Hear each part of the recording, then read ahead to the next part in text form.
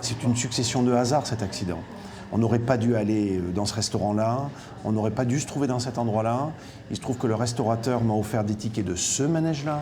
Ce manège dont il sera éjecté violemment. François Rivière se souvient encore de ce 18 décembre à Narbonne. Il faut dire que c'était le jour de l'enterrement de sa mère.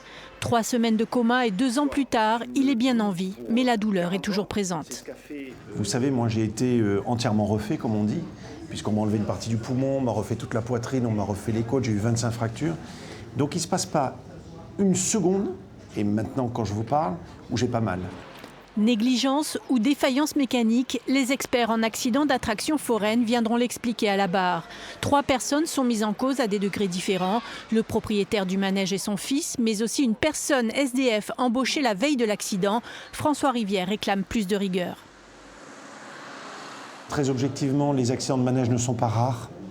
Et donc, on alerte vraiment sur le plan de la réglementation et sur le suivi, le respect de la réglementation. Parce que dans mon cas, vraiment, cet accident n'aurait pas dû se passer. Ça n'aurait pas dû m'arriver. S'il y avait eu un contrôle de la mécanique et peut-être des vitesses et autres, ça c'est le procès qui va le dire, mon accident n'aurait pas dû se passer. Livré à lui-même pendant ces 2 années de souffrance physique et morale, François Rivière veut par ailleurs interpeller sur son statut de victime. Il espère que le procès lui permettra d'entamer enfin le deuil de sa mère.